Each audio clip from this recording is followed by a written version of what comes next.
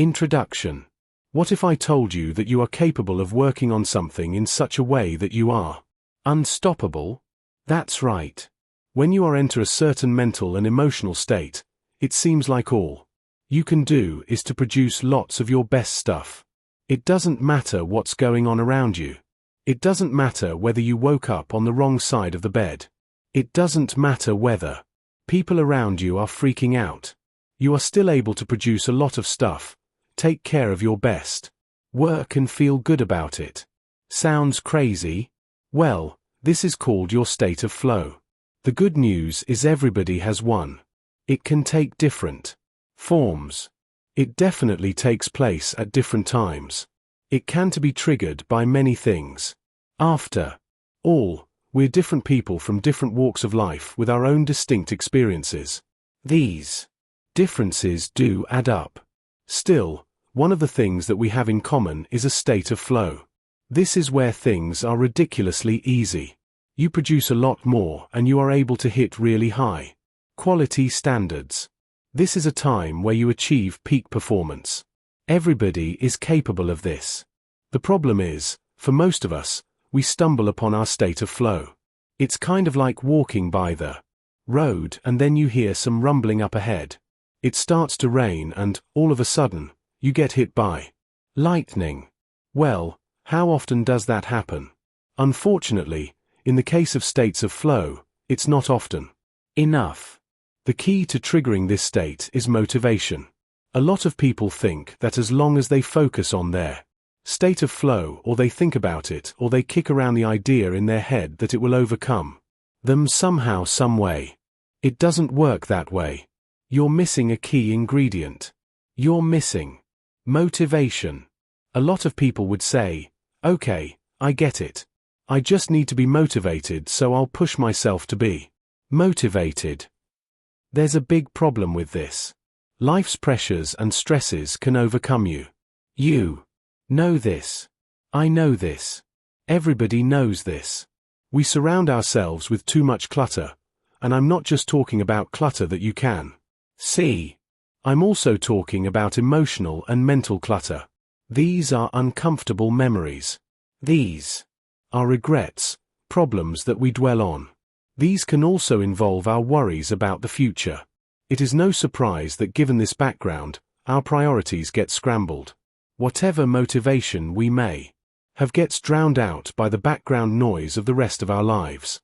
Sadly, the more people focus on their need for motivation, or, worse yet, the results motivation brings, they lose sight of their capacity for motivation. This is why a lot of people continue to struggle. In fact, so many of us have resigned ourselves to the inner and outer struggles that we have lost sight of the reasons why. This book teaches you practical tips to get motivated on command so you can achieve your state of flow. Your state of flow is the goal. Motivation is the path to that goal. Motivation is also the fuel for your emotional and mental engine. Be clear about these distinctions. Don't get them confused. Chapter 1. Focus on practical goals. This book is not a feel-good book, okay? If you're looking to get pumped up, excited in broad, generalized ways, this is not the book for you. Instead, this book is all about practical results. This book is intended to help you become a more effective human being. We define effectiveness in a very limited way here. Again, this can be controversial because a lot of people would have very expansive and broad definitions of effectiveness that operate on different levels. There's nothing wrong with that, and, in many cases, that is highly commendable. However, as far as this book is concerned, we're going to focus on practicalities. Are you still with me? Good. It's easy to confuse our ultimate goals with our practical goal. Our ultimate goals, of course, are specific big outcomes and objectives that we would like for ourselves. We would like to live a well-lived life. Let me put it this way. If you knew that you were going to be put in a box tomorrow, what kind of life would you have desired for yourself? In that instance, knowing that you're going to die, you are forced to look back at your life and judge what you have accomplished and be clear about what you wish you had accomplished. That's how we know what our ultimate goals are. There is also the other set of goals. These are practical goals. Too many people confuse the two. This is a mistake that leads confusion, wasted energy, and wasted focus. If you want to be more effective, and if you want to tap the power of motivation to push you to live a more effective and purposeful life, focus on the big things. Focus on the grand outcomes and objectives of your life. Practical goals are involving putting food on the table, paying off debt, saving up enough money for your kids' college, taking care of insurance costs, so on and so forth. These are important goals, mind you, but in the big scheme of things, they're just steps that you take to go a certain direction. They are means to an end, and the ends are worth the most. These are your ultimate outcomes and objectives. Don't confuse the two. Be clear about the big outcomes and objectives of your life. I have to confess I can't help you with this. Everybody's life outcomes and life objectives are different. Maybe your grand life objective is to become the largest landowner in your state or province. Another person might have the grand objective of simply seeing his or her grandchildren graduate from college. Another person's grand objective have something to do with traveling to at least 100 different countries. Everybody's different, that's why I can't help you with this. But one thing is clear. You must have a crystal clear idea of the outcomes and objectives you want for your life. Nobody can do this for you. You have to decide. You have to put in the work to clarify these things. As you can tell, there is no right or wrong answer. Choose to be clear about your need for a process. Now that you have an end goal in mind, understand that this goal is not going to happen by magic. It's just not. Once you have a solid objective in mind, please remember that is point B. You are at point A. Your job is to figure out how to get from point A to point B. Now, this is not a simple matter of a few hops, skips and jumps. This is a life's journey. This involves a process that doesn't just involve going through time. It also involves a change in your mind and consciousness. You become a different person as you go through this process. It's the journey that changes you. Every single day, there will be practical goals popping up all over the place. These goals need to be achieved so you can continue your journey to your ultimate objectives and outcomes. I am, of course, talking about practical realities like keeping a roof over your head, making sure there's food on the table and making sure that a lot of the everyday practical considerations of your life and your family are taken care of. All these require process, and this process is your state of flow. Now, this is where a lot of people slip up. They think their process is them showing up to a job or doing whatever it takes to pay the rent. However, they're looking at it in the wrong way, because if you look at your need for the process, and you allow yourself to enter that state of flow, everything else becomes easier. Everything else falls into place. To a large extent, your state of flow should be your practical goal. You should think in terms of how do I trigger this state of flow so I can blow through my to-do list and then some? How can I trigger this state of flow so I can think about the challenges that I'm facing and come up with better solutions? Believe it or not, achieving this state of flow and getting it to happen on command should be your daily goal. Recap: your state of flow. Here's a quick recap of what a state of flow is. It is a mental and emotional state where things become easy precisely because they're clear. It seems that whenever you make an action, it produces a result. When you look at what's going on around you and the task in front of you, you are able to connect the dots. None of them intimidate you. None of them make you feel that it's not worth your time. None of them make you feel burdened and heavy. Instead, you can see how things connect and you're excited about it. Everything is clear. Everything is predictable. You notice that when you take an action, it leads to something, and you can see the consequences of the decisions you make when you are in this state of mind. This enables you to become bold. You're no longer feeling like you're this piece of plastic floating Out there in the middle of a tropical storm in the ocean of life, being pushed from one end of the ocean to the other end with absolutely no control nor a sense of ownership about what's going on. This is the precise opposite. It's like you enter into a cube and everything is well-defined, predictable, quantifiable despite the fact that everything is moving quickly. This gives you courage, boldness and resolution. Everything that just clicks, and everything just works. This is your state of flow. Now, please understand that states of flow vary from person to person. Other people can sustain it for a very long time until they totally obliterate their to-do list. Other people stay in it in a fairly short period. That's perfectly okay. What's important is that you enter it, get things done and, eventually, call it into being on command. If I haven't said it enough times, let me say it again. Achieving a state of flow should be your practical goal. This is the secret. This is what leads to not only knocking out other practical goals, but also leading you in a big way to your life's big objectives. The best part about your personal state of flow is that it helps you take care of the now. Believe it or not, the now is the foundation of the future. The future is not going to happen until you lift a finger to do things now. Focusing. Your hopes, dreams and wishes, they're just going to remain in your mind, free-floating out there, nice and irrelevant, until you reduce them into reality based on the decisions you make in the here and now. On that state of flow enables you to do that. Chapter 2. The problem with states of flow. I know at this point you're all excited about achieving this mental and emotional state.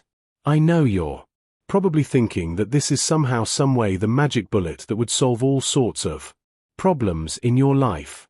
I understand your excitement. There's definitely a lot to get pumped up about. However, there's a problem with states of flow. It's kind of like starting a fire. There are 3 ways you can start a fire. You can use pine cones or other easily combustible material that is light, fluffy, or well spaced apart. Loose coconut fibers are much like pine cones. Alternatively, you can use twigs and branches. These are a little thicker, a bit longer and harder. Finally, you can use logs to get a campfire. Keep in mind that your choice of materials play a big role on your outcome. Let's start with pine cones. When you start a fire with a pine cone, you get a really nice flame. In fact, the flame is going to shoot out. It ignites that fast. It's nice and bright. This is very similar to your enthusiasm and fascination and flirtation when you get excited about a new idea or a new project or a new person. It starts out bright but, unfortunately, it flames out just as quickly. It is short-lived unless you keep piling on coconut fiber or pine cones into the flickering fire that you have. If you choose to start a fire with twigs and branches, it's very similar to having focused goals. You're not just fixated on the emotional intensity of what you're doing, but you are focused on your goals, and this is an improvement.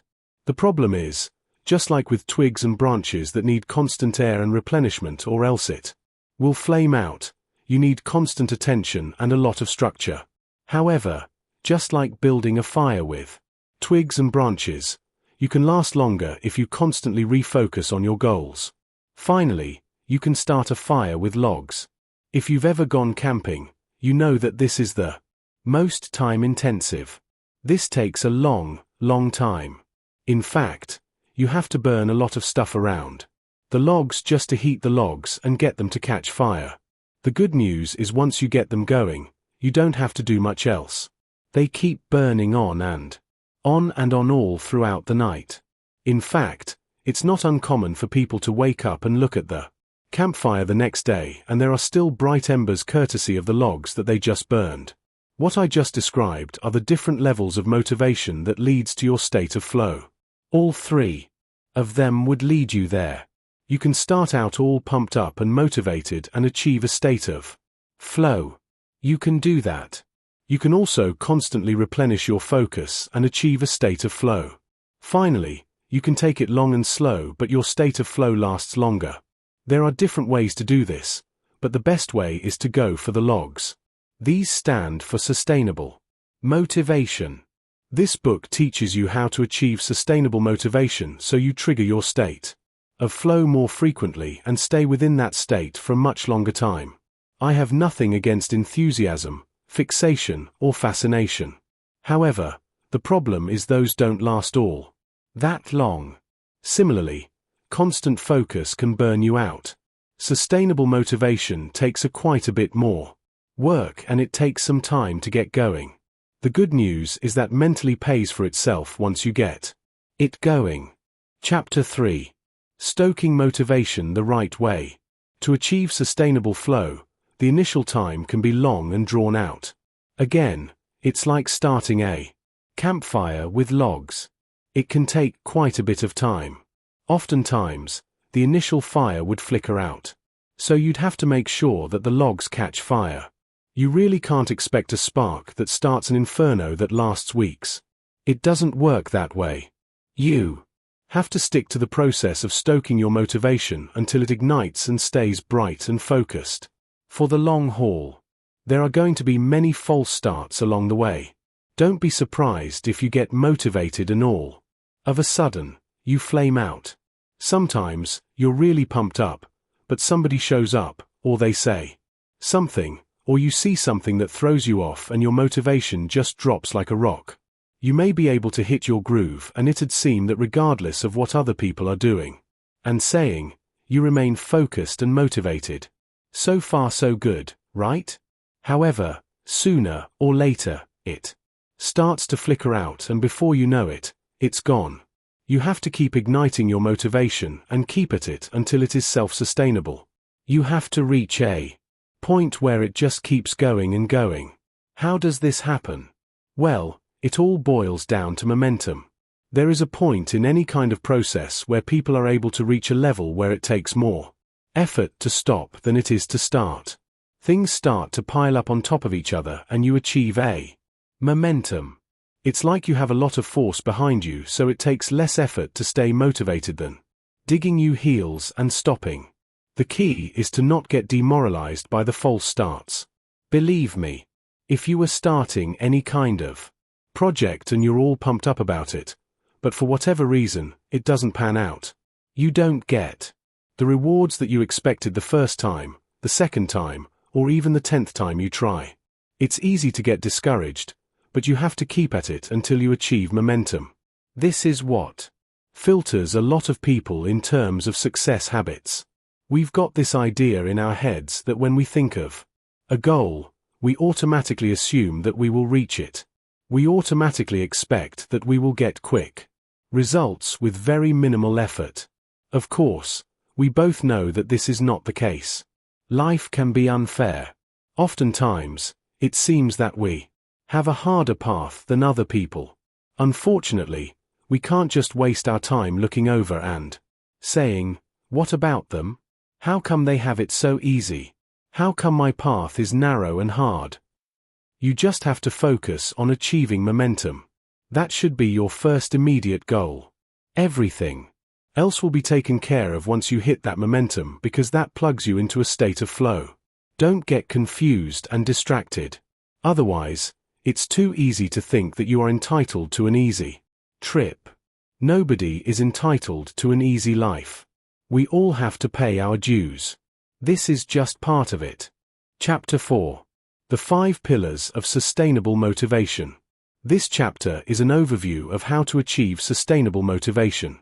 While I have presented this information in a rough sequence, it's really important to focus on how you are already motivating yourself. Focus on the familiar. Don't think that you're going to have to start at the top of the list. It's okay to start in the middle. That's perfectly fine. What's important is you fully plug these tips into what you're doing, scale it up, and then move on to the other pillars until you have all 5 covered. Focus on your purpose. It turns out that for people to do a better job at doing what they need to do, they have to first be informed of why they're doing things in the first place. That's right. While having a clear idea of what to do and how to do it are important, it's even more important to understand why you're doing these things in the first place. Focus on what you stand to lose. I wish I could tell you that most people are proactive. I wish I could tell you that most people are motivated by the things that they hope and dream of. Unfortunately, when it comes to practical reality, most people would rather stay with almost unbearable situations until they feel that their backs are against the wall. They basically act only in terms of reactions. These are reactive people. Most of us are reactive. Accordingly, telling people what they stand to gain can only motivate them so much. In fact, for a lot of reactive people, thinking in proactive terms isn't much motivation. What really gets them to sit up and pay attention, or better yet, get off the fence, is to show them in clear terms what they stand to lose. Reactive people are driven by fear and loss. Get motivated by daily micro-victories.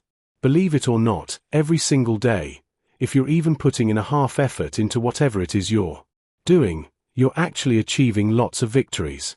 The problem is too many of these are routine, familiar, and programmatic that it's very easy for you to overlook them. In fact, it's very easy for you to take them for granted. In your mind, unless and until you achieve big victories, you're not really winning on a day-to-day basis. Well, you need to learn how to get motivated by micro-victories because they're all over the place. Turn to others when you begin to slow down. It's important to note that in your journey towards self-discovery, self-awareness, self-actualization, and victory, there are other people making the journey with you. It may seem that you're the only person in that lane. You might have even gotten the idea in your head that nobody can really quite understand you. However, if you're completely honest with yourself, there are other people around you. You can turn to them when things begin to slow down. When you find your motivation lacking, there are people you can turn to. Mentally standardize your state of flow and call it into mind. This is the most important part of this process. Unfortunately, you have to master the previous parts to even have a shot at succeeding with this section. This is where the rubber meets the road. If you are able to achieve this, then a life of pretty much unstoppable accomplishment and victory awaits you. You see, when you enter a state of flow, things become easy. Can you imagine being able to call that state into mind on command? In other words, you call it into mind at that point in time when you're being challenged. When you feel that you need a Hail Mary pass to win this game, you call your state of flow into mind. Believe it or not, you can do this. However, you need to get all the previous 4 pillars taken care of before you attempt to do this. Still, this is the ultimate goal of continuous motivation, as far as using it to lead to your personal state of flow. Chapter 5. Focus on your purpose. If you want to develop sustainable and consistent motivation regardless of your circumstances, you have to laser focus on your purpose. What are the big objectives you're working for? What are your life's biggest hopes? What are the things that explain why you wake up day after day and put on your clothes? Is it just to pay the bills or put food on the table? Is it just to live another day? No, of course not. You have a bigger purpose out there. Unfortunately, a lot of people struggle with motivation precisely because they've lost sight of the big purpose of their lives. Believe me, this has nothing or little to do with your family, what you do for a living, and your everyday obligations, responsibilities, or duties. It's something more. It's something bigger. What is the reason why you continue to remain on this earth? Well, the good news is all of us have a purpose if we dig deep enough. Unfortunately, we get so sidetracked by our attempts to just keep our heads above water that the big things don't seem that important. Now, we know deep down inside that they are, but the problem is we focus on what's immediate. If we keep this up, it's only a matter of time until we live our lives in such a way that it's very easy to conclude that we have no purpose at all. We just all focus on the next crisis that we have to solve or the next set of problems that we have to get over. The idea of having a reason to strive for something simply escapes us. That's part of the reason why so many people feel stuck. Now, this doesn't mean that they're not happy, but there is no purpose. It's not clear. It's set somewhere in the distance, and all they have to look forward to is one set of issues, challenges, and problems after another. From time to time, they allow themselves to relax. From time to time, they focus on something that delivers pleasure, but a lot of it is shallow. A lot of it is temporary. This is due to the fact that we focus on objectives. We think that if you achieve something at some point in the future, then you'll be happy. This is a lie. It's an illusion. Here's an example. When I was in high school, I was under the impression that if I worked hard and sacrificed enough, I would get into this school that I've always dreamt of attending. Sure enough, after I did well enough on the SAT test and got my grades up, I got admitted to a really good school. What do you think happened there? Do you think I was happier? Of course not. At that point, I started telling myself, I will be happy once I finish school with the right degree and I get a corporate job.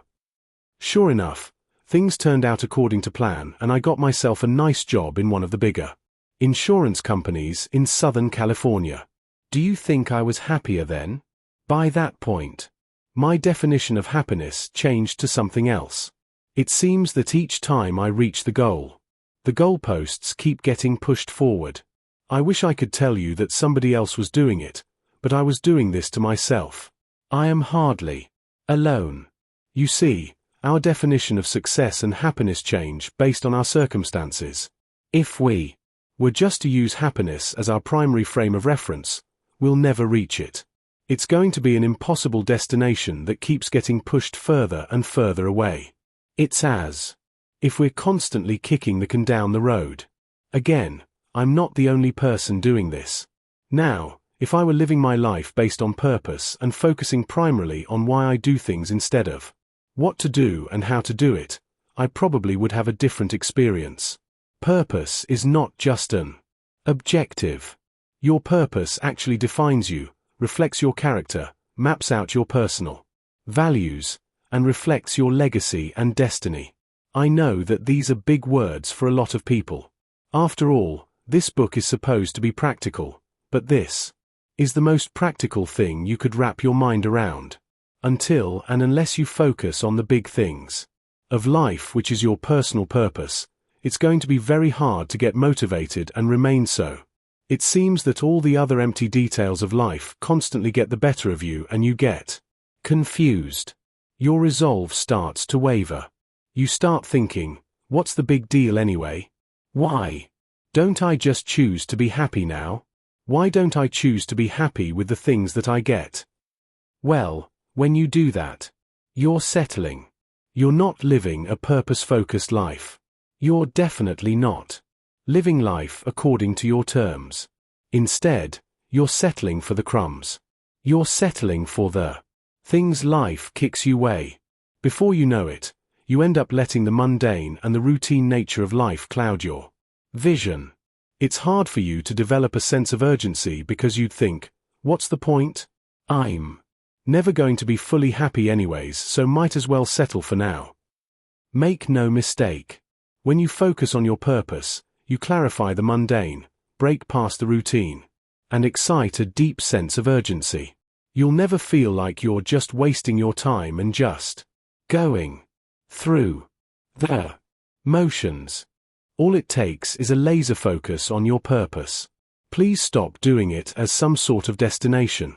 When we do that, we depress, discourage, and diminish ourselves because we focus on the distance between where we are now and where we feel we should be. Focus instead on the fact that you have a purpose.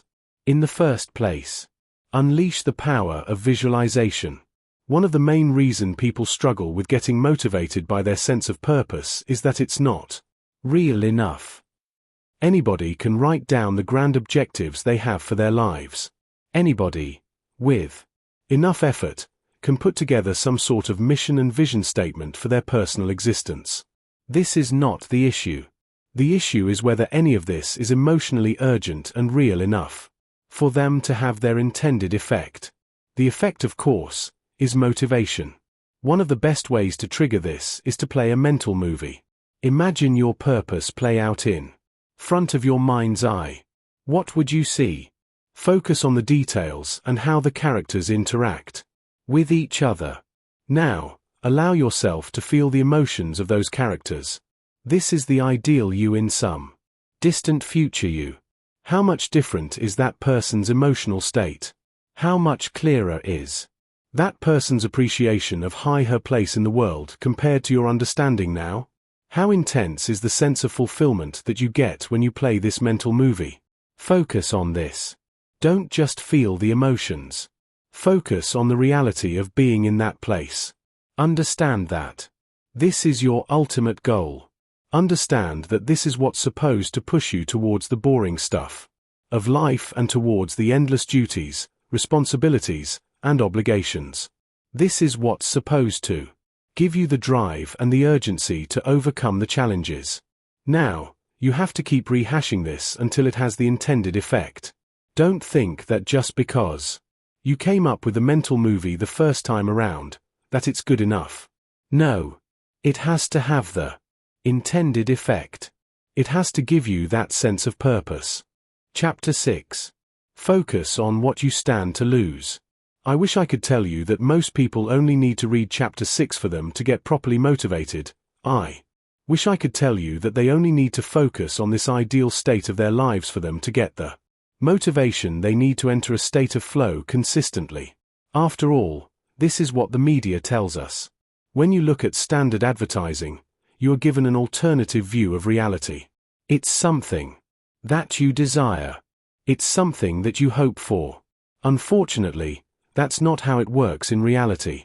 It turns out that most people can appreciate the things that they should be doing. Most people won't have a problem when you tell them the kind of life that they should strive for. In fact, they would agree with you. The problem is most people would not lift a finger to achieve that ideal state. They know that these are the things that should happen, but the problem is they're too bogged down by their daily lives. They're too focused on day-to-day survival that they really don't have much time and energy left for the things that they should do. Tony Robbins said that people are focused on what they must do.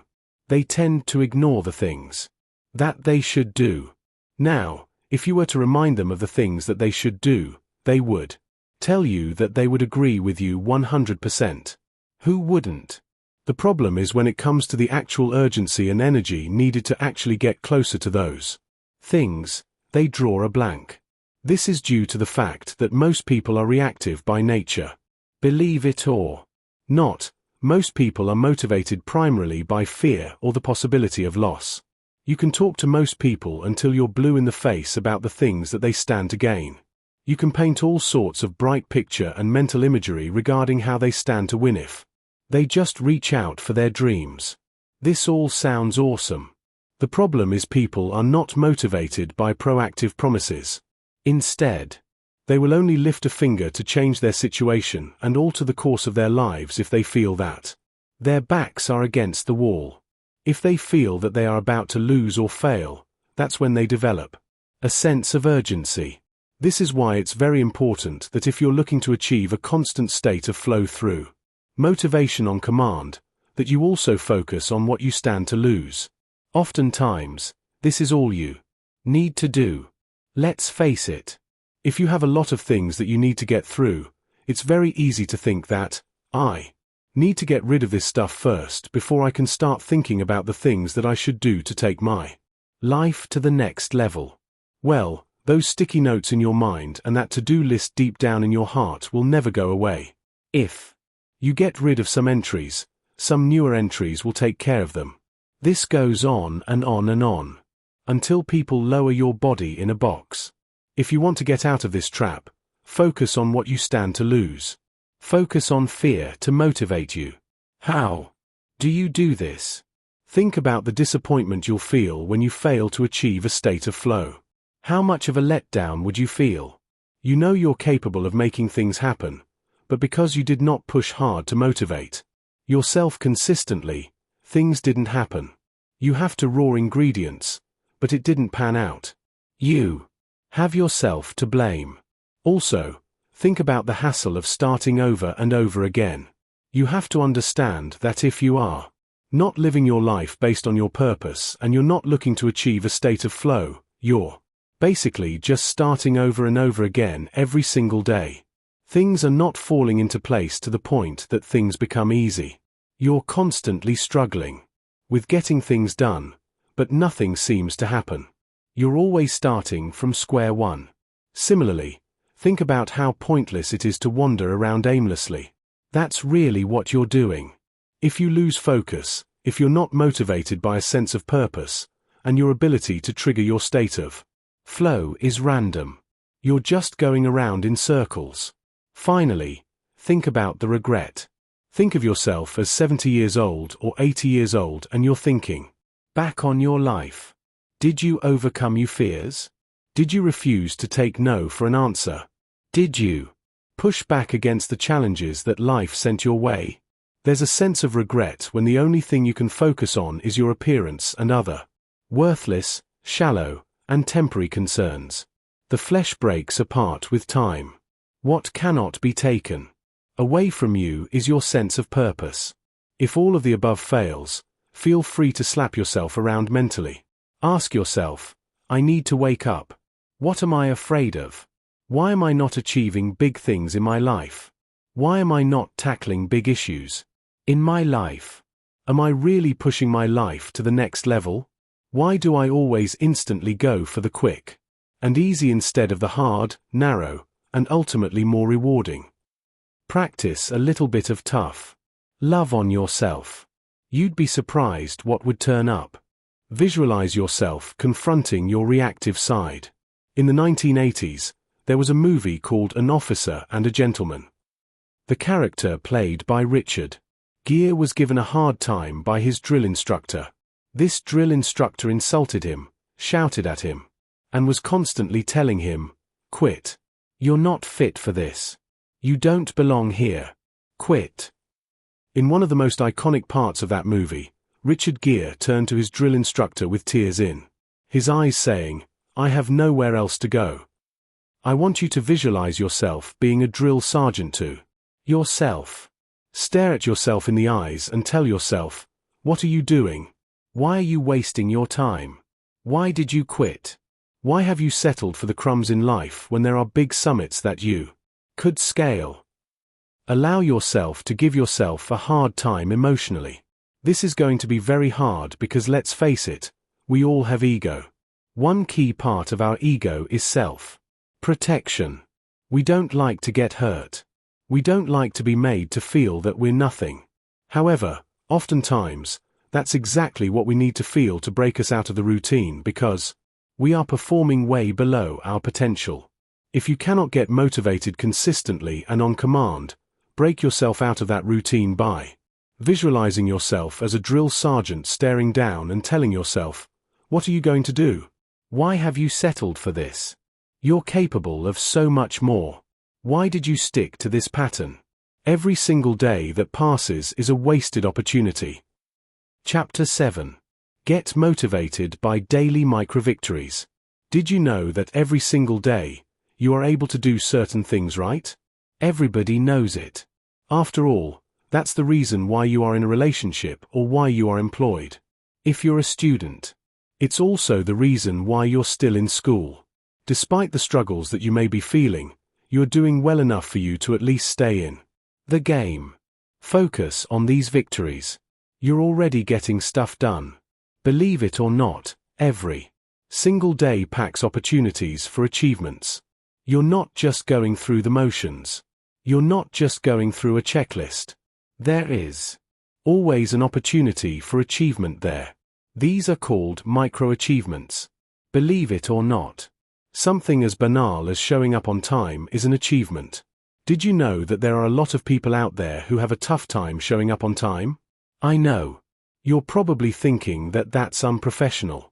For whatever reason, people never run out of excuses for why they're always late. The fact that you can show up on time is a victory in of itself. Similarly, getting small tasks done are victories. Now, You may be thinking that this is too much. You might even be thinking that I'm pandering to you or condescending. No. Imagine when you first started, those small tasks were not so small because you haven't done them before. Now, you're knocking them out every day. Be aware of this. Finally, communicating with people clearly is also an achievement. Now, you may be thinking, well, as a human being, that is a default skill we don't have. Absolutely wrong. You can't even imagine. How many people have bad communication skills? The fact that you're able to communicate clearly, enough to get things done in whatever organization you're in, is a big deal. I want you to be aware that showing up on time, getting small tasks done, and communicating clearly are achievements in of themselves.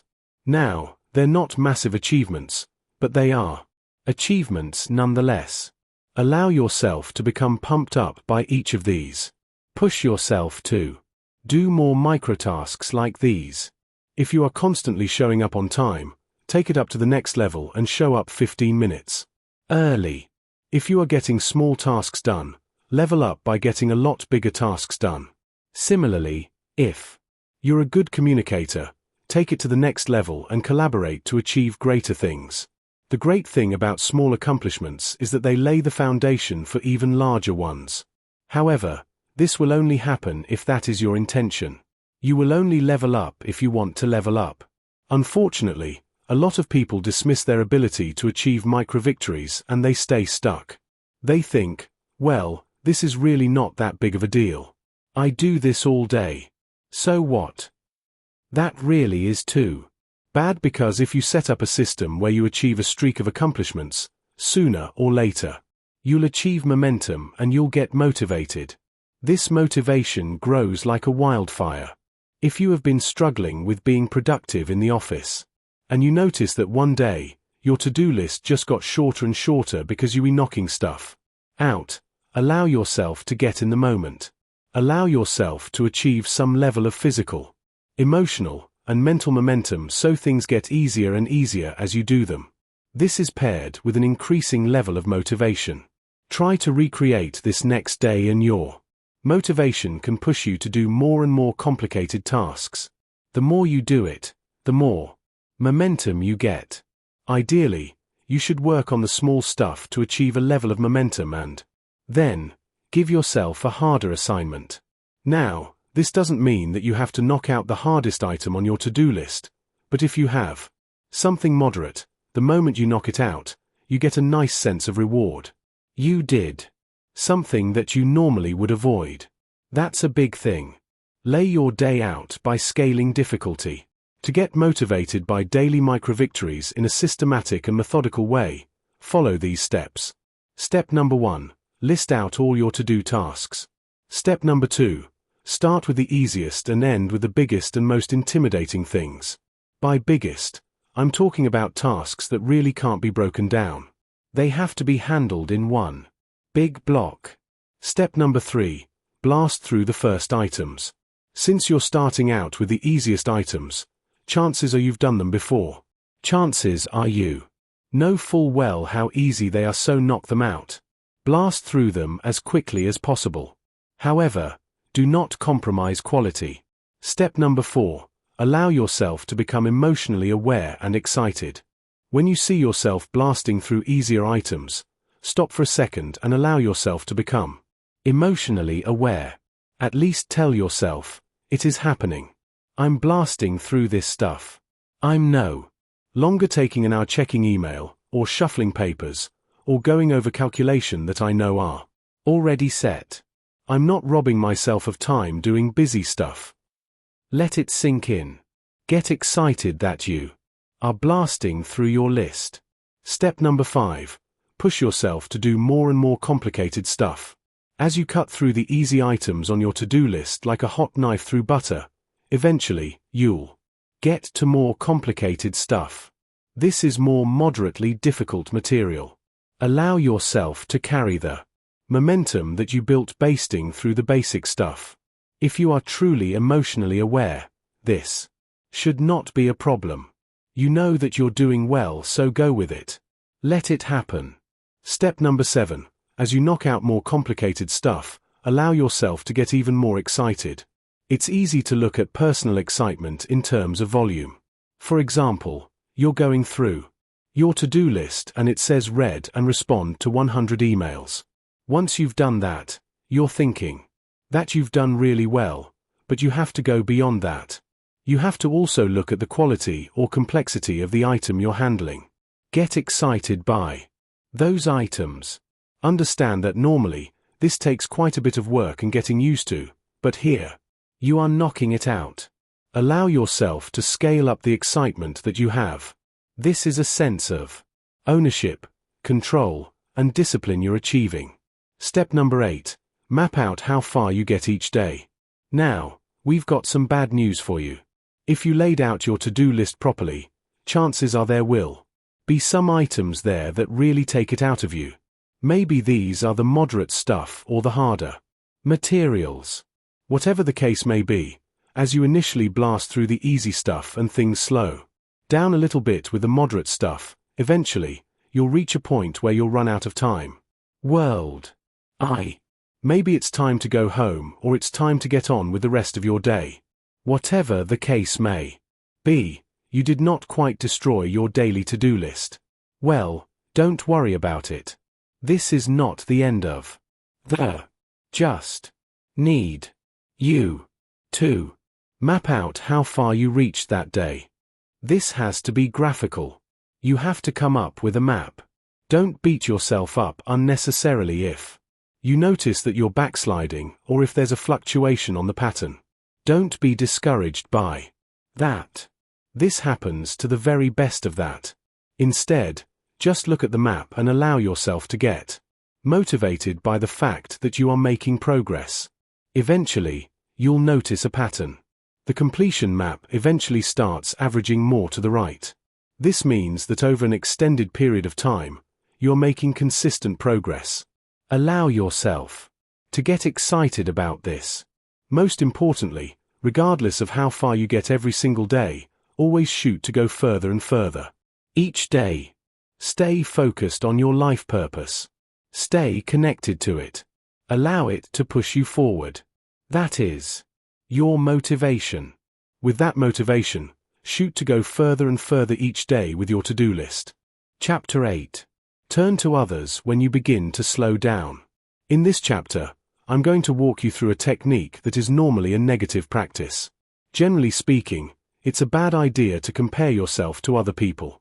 People do this on Facebook all the time. They look at their friends' vacation pictures, they look at their friends' kids' graduation pictures, or photos of their friends in the driveway with a new Ferrari, BMW or Mercedes-Benz.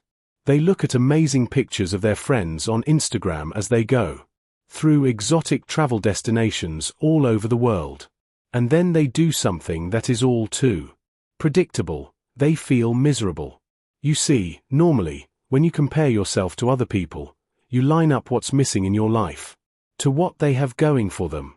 When you feel envious or when you feel sad looking at somebody's vacation pictures, the first thing that comes to your mind is the fact that you haven't been going on vacations. Maybe you can't afford it, or maybe you just don't have the time. Whatever the case may be, you feel left behind. Similarly, when you compare yourself and your relationships to the 30th wedding anniversary of your friend, you think about how inadequate, dissatisfied or frustrated you are with your relationships. Similarly, when you compare appearances to other people, you look at how chiseled, toned, and how closely they look like Greek gods and goddess, and you look at how out of shape you are. People do this all the time. When they compare, they automatically line up their worst and compare it to somebody's best. Now, let me ask you, is that a winning strategy? Of course not. But we can't help but do it. Obviously, if you have $10 million in the bank, you're not going to compare yourself to somebody with $1 million. That's a foregone conclusion. When it comes to income, you blow them out of the water each and every day. Similarly, if you look like Brad Pitt, you're not going to compare yourself to somebody who doesn't look all that good. Instead, the human tendency is to compare what we don't have or what we're insecure about with what people have going for them. We compare their best with our worst. This is why, generally speaking, it's a bad idea to compare yourself with others. However, in this chapter, you're going to use this all too human tendency to work for you instead of against you. That's right, you're going to compare yourself to successful people you know. But here's the difference.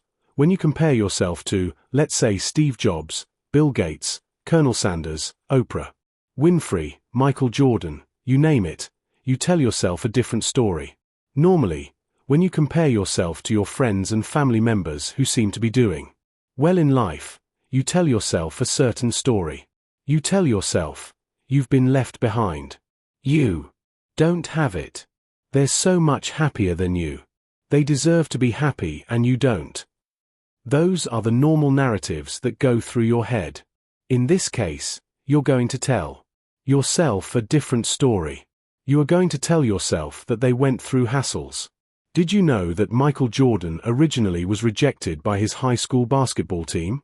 Did you know that Sylvester Stallone had so many doors slammed in his face because he had this ridiculous screenplay about a boxer in Philadelphia called Rocky?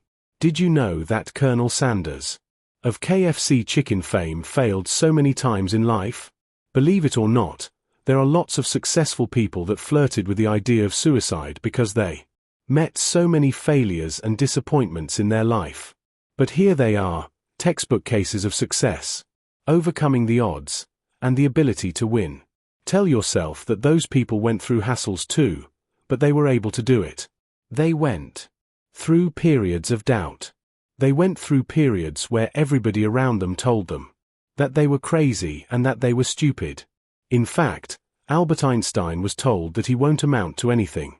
That's how stupid he appeared to his high school teacher. But nobody's talking about his high school teacher now, right? We talk about Albert Einstein, Michael Jordan, Bill Gates, and Steve Jobs as heroes. But they are human beings too. They felt the pain of disappointment. They felt the pain of low expectations because there are so many people telling them that there's something wrong with them. Steve Jobs was adopted. His mother gave him up for adoption.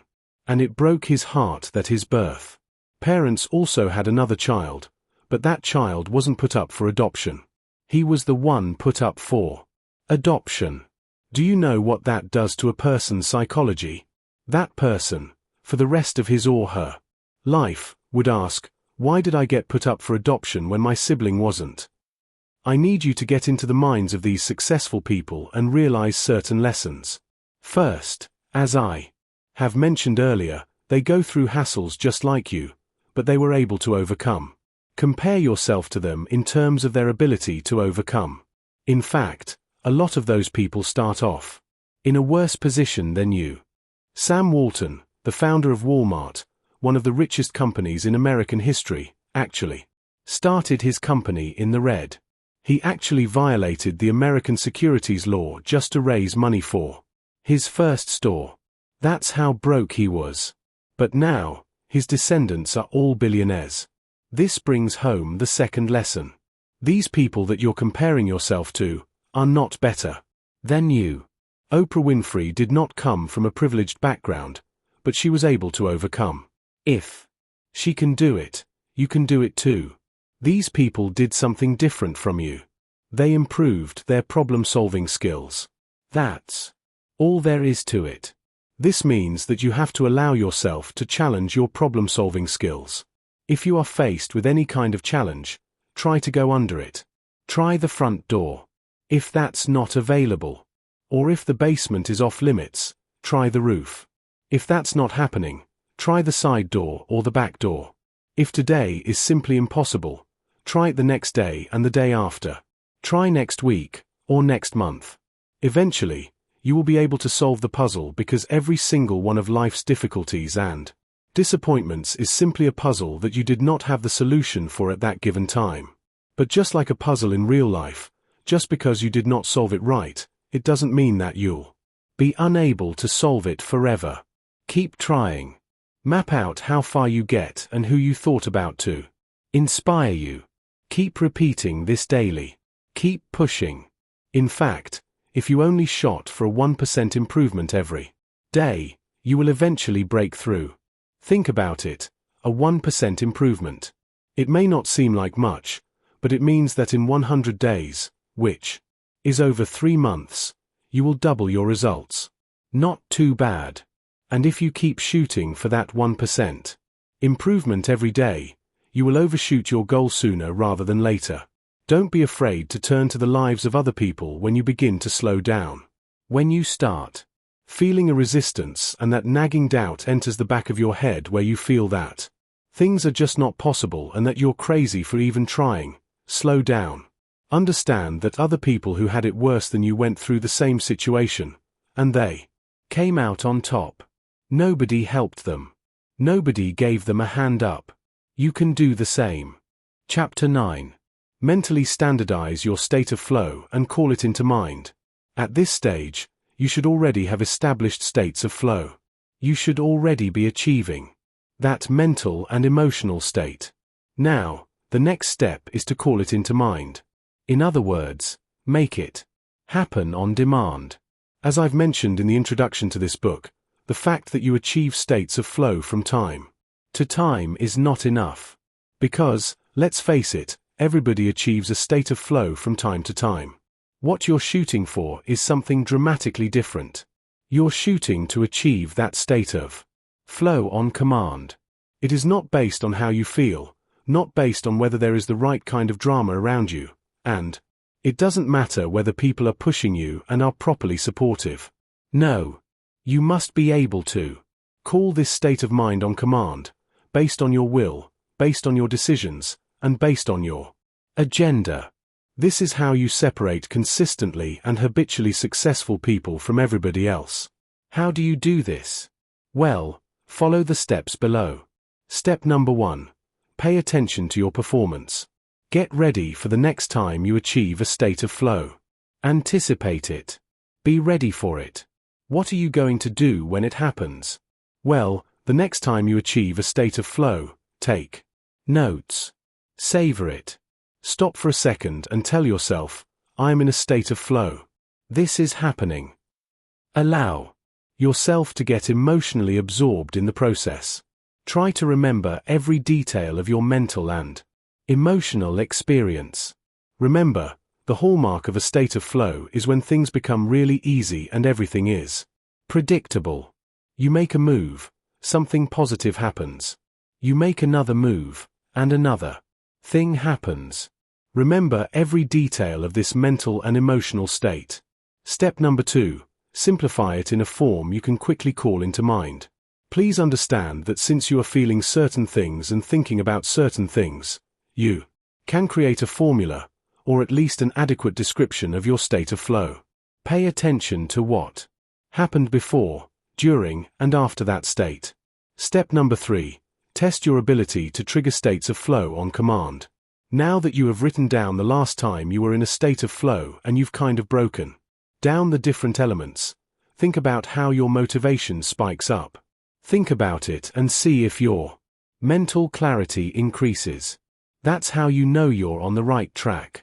Keep tweaking until the mental images that you're thinking of truly triggers a state of flow. I wish I could tell you that this is very easy. I wish I could tell you that there is some sort of cookie cutter, one-size-fits-all solution for this. There is not.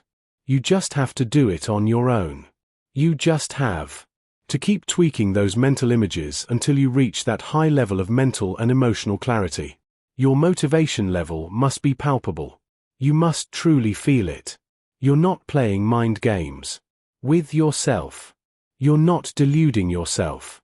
This is real because the motivation you feel, paired with mental clarity, translates into actual results. This is important because you know you're just engaging in self-delusion when you feel good, but that's it.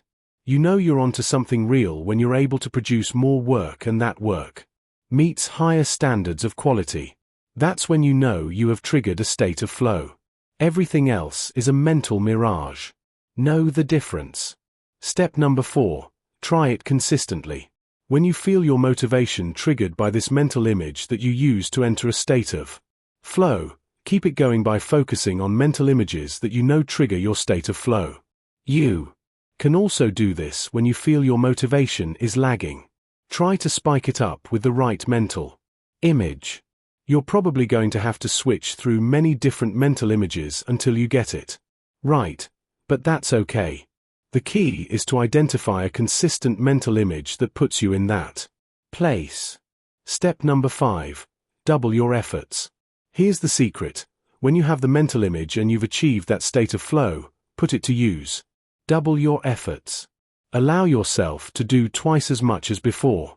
If you're only able to file 1 report for your job each day, use your state of flow to do 2, then 3, then 4. Go with that feeling. Don't say to yourself, well, I have met my quota already, or what am I doing? If I step up my production, chances are my supervisor, my boss, or the owner of the company would increase their expectations of my productivity. I might be shooting myself in the foot here. Forget all those doubts. Just go with the feeling that now you are taking ownership of an important part of your life. Before, you were lazy, unmotivated, and you were just doing the bare minimum to avoid getting fired. Now, you are going to be a star. You're going to be one of the few assets in the company that you work for. Did you know that in any given organization, 20% of the people there account for 80% of the results? This is called the Pareto Principle, also called the 80-20th rule.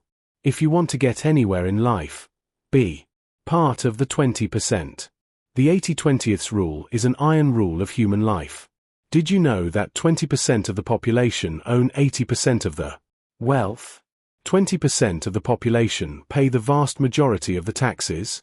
20% of any NBA team account for 80% of their points. This applies across the board. This is hardwired into the human condition.